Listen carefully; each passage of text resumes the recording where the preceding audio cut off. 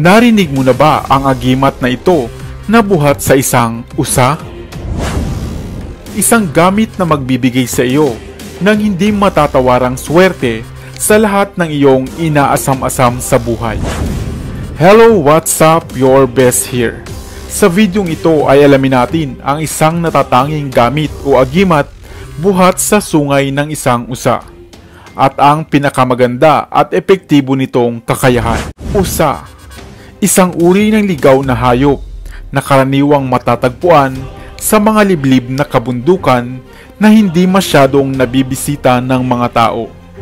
Isang hayop na masasabing endangered na rin dito sa atin sa Pilipinas. Subalit maraming uri at klase ang mga usa o deer sa Ingles. Sila ay nauuri nga sa pamilya ng mga Cervidae. Kapag sinabing usa, agad tayong napapaisip ng isang hayop na mayroong mga animoy sangang sungay o tinatawag ngang antlers. Lahat ng mga lalaking usa ay nagtataglay ng sungay o antlers maliban sa mga water deer. At bawat taon, panibagong sanga ng kanilang sungay ang sumisibol. Ang ibig sabihin, sa pamamagitan ng mga sungay nila ay matatantya mo na ang kanilang edad. Subalit alam mo ba na dito sa atin sa Pilipinas at maging sa bansang Thailand, ang sungay na ito ng usa ay pinaniniwalaang isang mainam na agimat at gamit, lalo na ng mga antingero. Ang pagkakaroon daw di umano ng bahagi o piraso ng sungay ng usa sa inyong tahanan ay isang mainam na panghatak na magdadala daw ng swerte. Gayon din sa pangkabuhayan o sa pagninegosyo. Ano man ang iyong hiling o adhikaing makamit sa tulong ng sungay ng usa ay iyong makakamit. Mainam din itong pangontra sa mga lalang ng mga tao o ibang mga masamang elemento. Pinaniniwalaan din na gamit ang kinaskas na sungay ng usa at inilagay sa isang basong tubig at ipinainom ay mapapawi raw o mawawala ang iniindang sakit sa tiyan. Samantala, mayroon pang isang paniniwala na ang isang lalaking usa na hindi nagtuloy-tuloy ang pag-usbong o pagsibol ng kanyang sungay ay mas mainam na gamit o agimat. Ito di umano ay nagtataglay ng kabal o kunat na aprobadong agimat rin ng mga sinaunang mandirigma sa bansang Thailand. Mainam din itong pampaamo kung ang usaman ay napakailap. Ang pagkakaroon mo ng sungay ng usa ay kabaliktaran naman ng idudulot sa iyo. Magiging lapitin ka ng mga kababaihan. Sa madaling salita, isa itong panghalina o dagdag karisma. Ang mga batayang ito ay base sa mga karanasan ng mga nagtatangan ng gamit na ito. Subalit, lagi pa rin nating tandaan na walang swerte kung hindi tayo magsisikap at hindi magsisipag. Nakakita ka na ba ng pandakaking itim? Ito ay animoy mga halamang kahoy na makukuha lamang sa karagatan. Alam mo ba na ang bagay na ito pala ay nagtataglay ng napakaraming mahiwaga at natatanging bisa? Hello, what's up? Your best here. Sa videong ito ay alamin natin ang nakamamanghang halamang dagat na ito at ang mga natatanging nitong bisa. Nakakita ka na ba ng bagay na ito na kung tawagin nga ay pandakaking itim? Sa ibang bahagi ng Kabisayaan, ito ay tinatawag ring banawog o banaog. Ang banaog ay isang uri ng corals na matatagpuan sa ilalim ng karagatan. Subalit kadalasan ay kinakailangan mo munang languyin o sisirin ang 200 hanggang 250 metrong lalim ng dagat bago ka makasumpong nito. Bukod pa rito, ang pandakaking itim raw o banawog ay pinaniniwalaang binabantayan ng mga elemento sa tubig.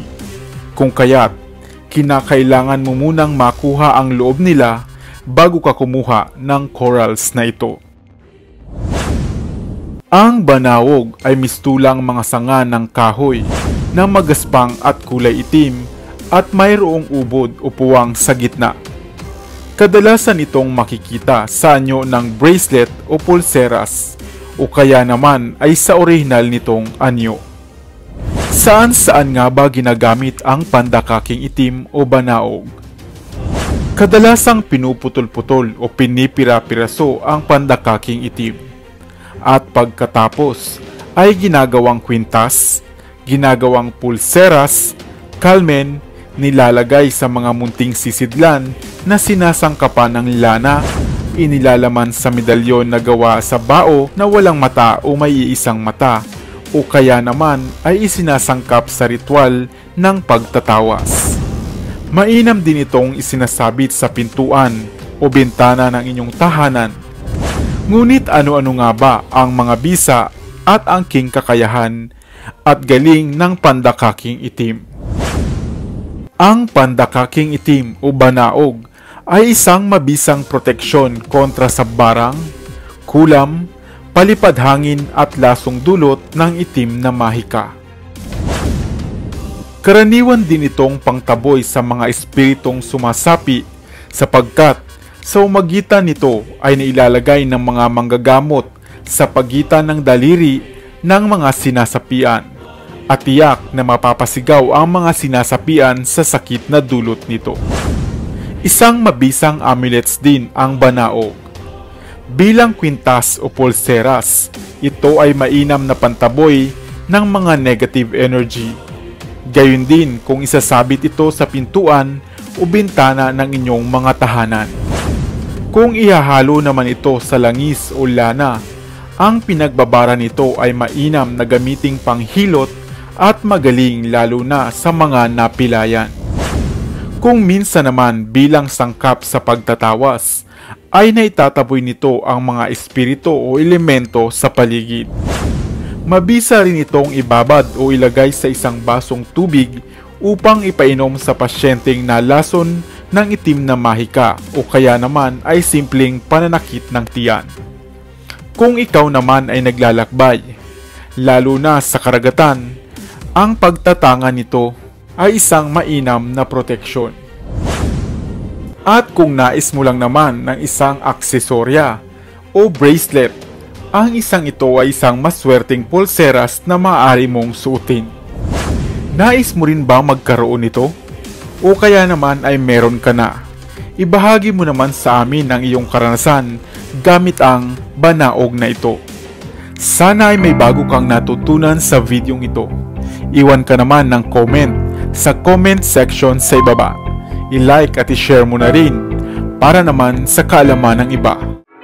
Dito na sa Best TV, tayo ay matuto, utak mapuno ng bagong kaalaman. Dito na sa Best TV, tayo ay lumibot, lihim na mundo ay ating matuklasan. Dito yan sa Best TV, dito yan sa Best TV, dito yan sa Best TV, sapagkat ang mga laki may alam. Dito yan sa Best TV. Tara bes, sabay-sabay tayo na matuto, pagkat dito sa mundo lamang ang siyang marunong. Ating utak salinan ng panibagong dunong, mga bagay na sa buhay ay makakatulong, mga sikretong kalikasan